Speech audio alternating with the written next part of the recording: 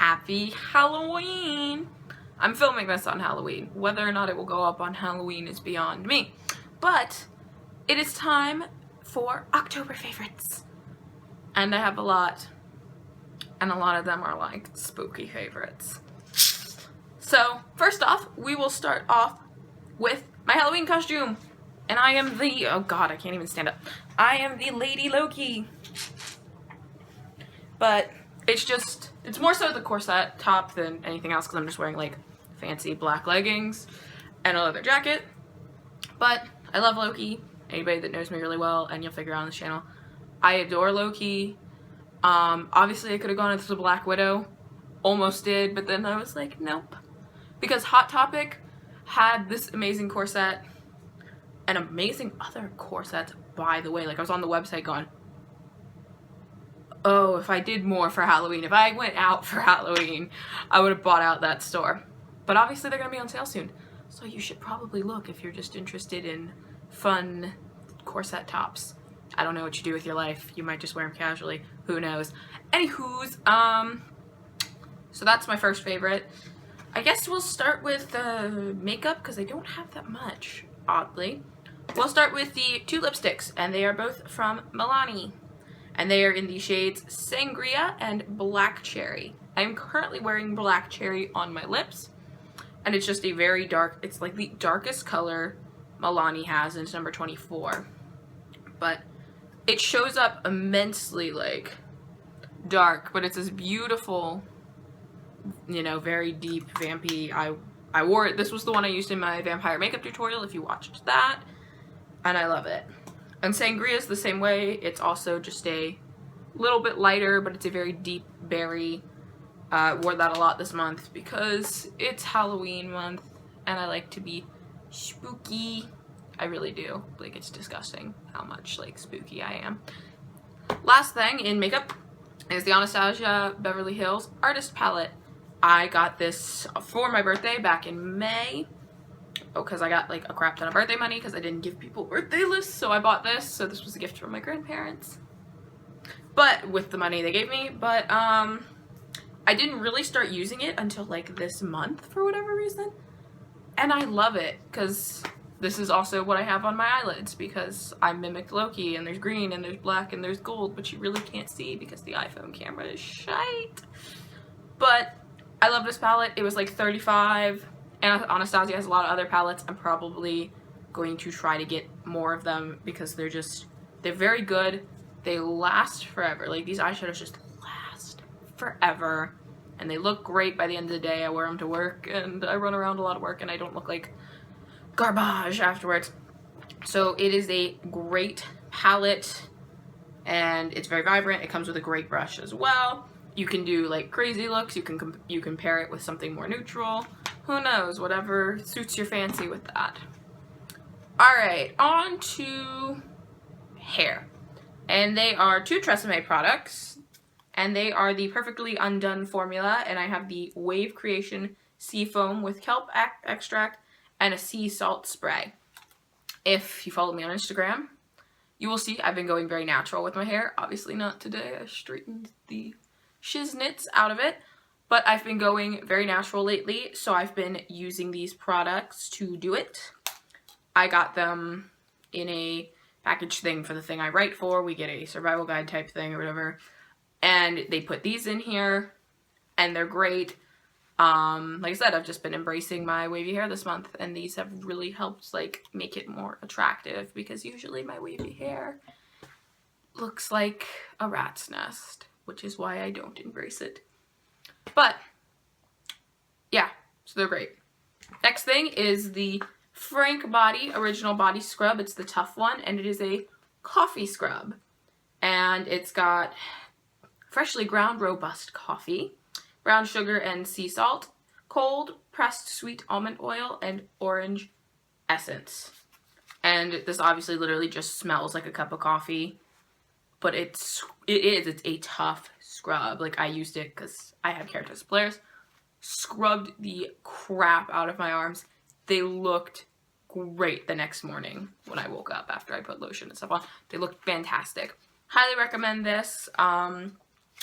I'm not sure where you can get it because, well, they have a website, which is www.frankbody.com. I'll probably link it down below if I'm not lazy or not forgetful. But I got this in a goodie bag for another monthly favorite, which I'll talk about in a few. But I got it in a goodie bag, and I really like it. And it's a generous sized product. Next, I have a hand sanitizer, which is Fresh Sparkling Snow. And I know it's hella early, but it just smells so good. It doesn't smell like snow, it just smells like fruit. And it's obviously from Bath & Body Works, but it smells delicious. And I love their hand sanitizers. I have like 50 in my purse. Not 50, I have 3, but like I have a lot of them. I'm a big fan of Bath & Body Works. Really, they're anything, but I'm really a big fan of their portable hand sanitizers. They smell so good, and they're so convenient, and yeah.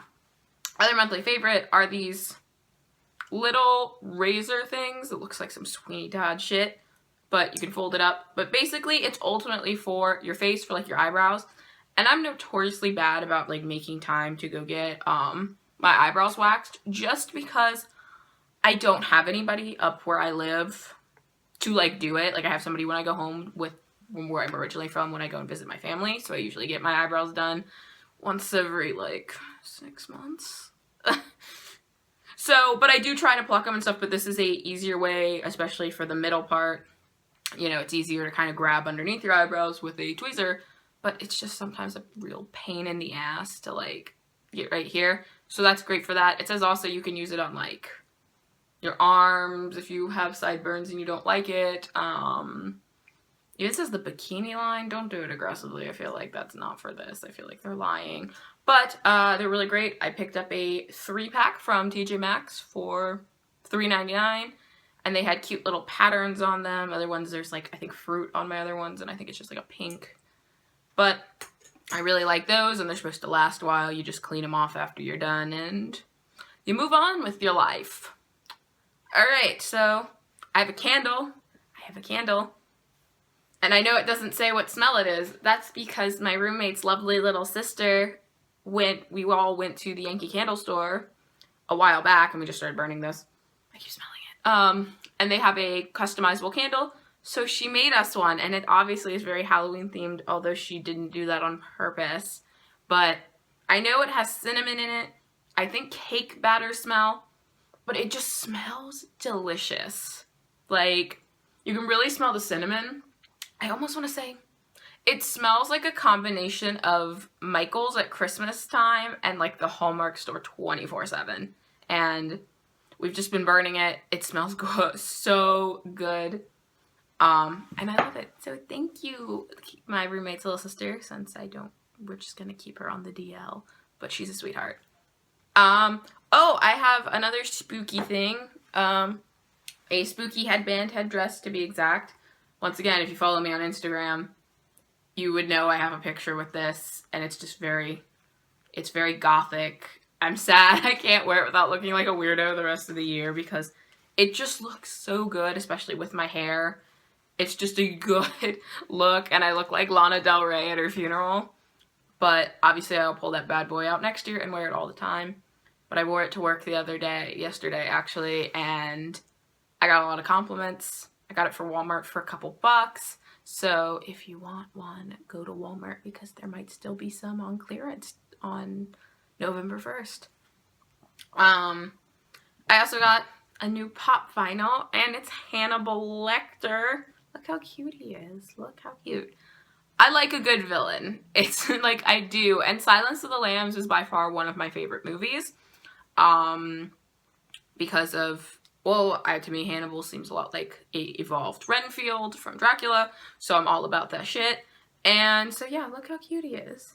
But he's one of my monthly favorites. I love him. Because I'm a weirdo. Alright. Food.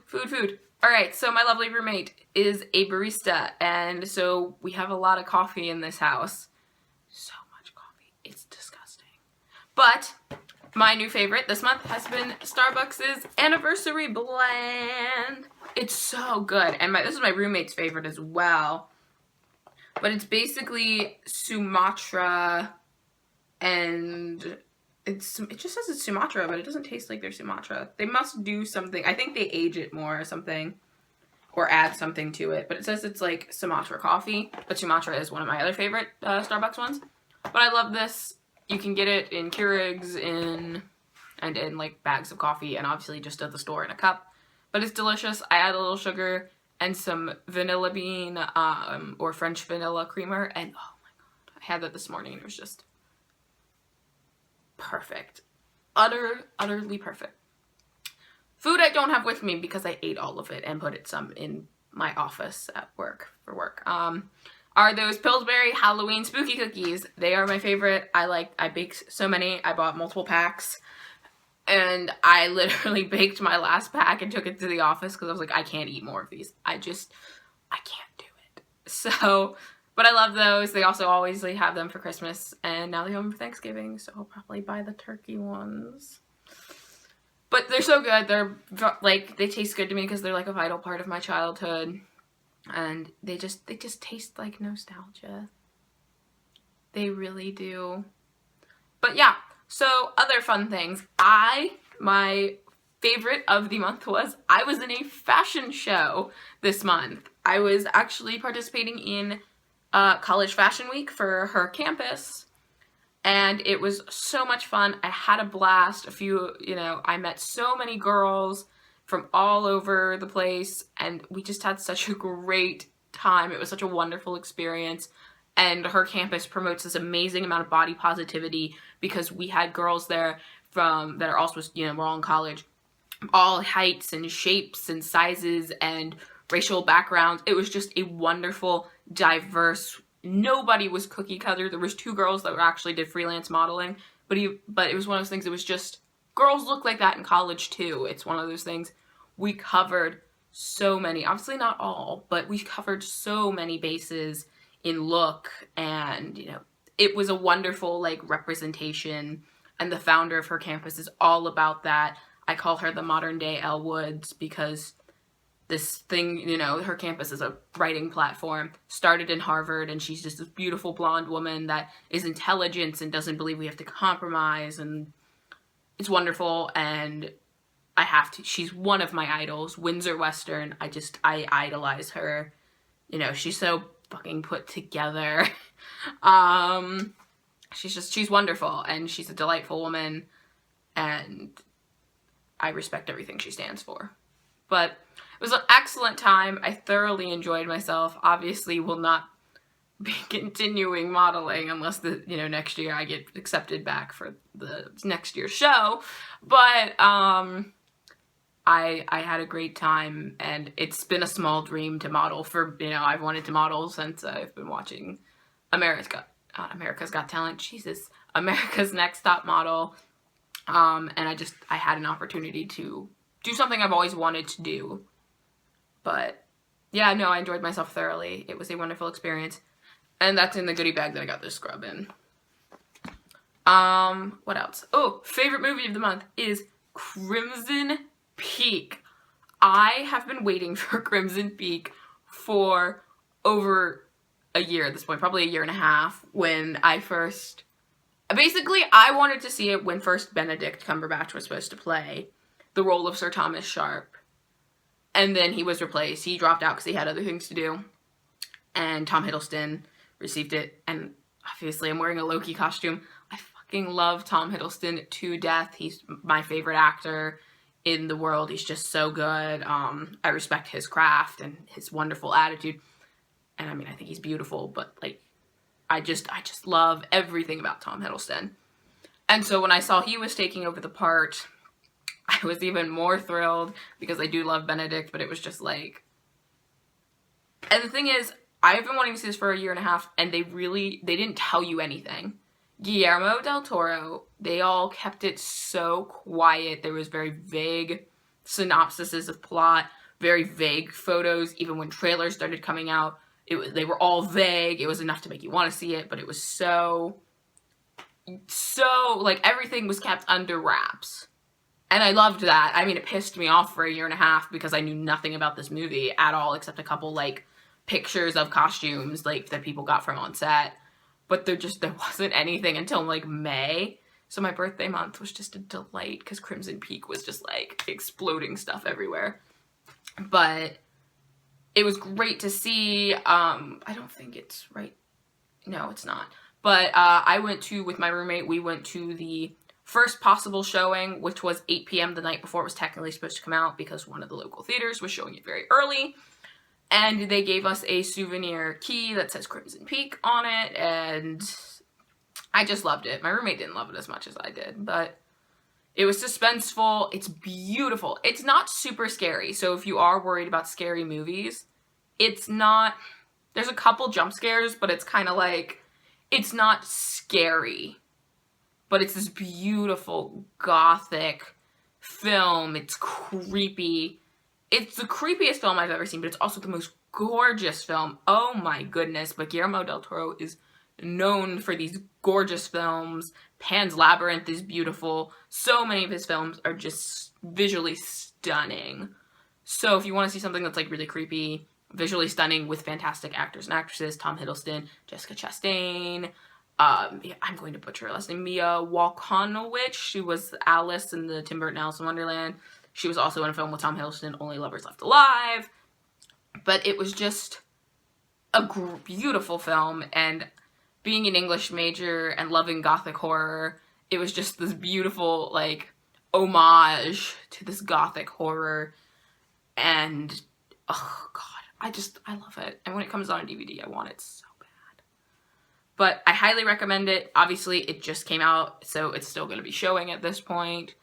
But I highly recommend you go see it in any capacity you can.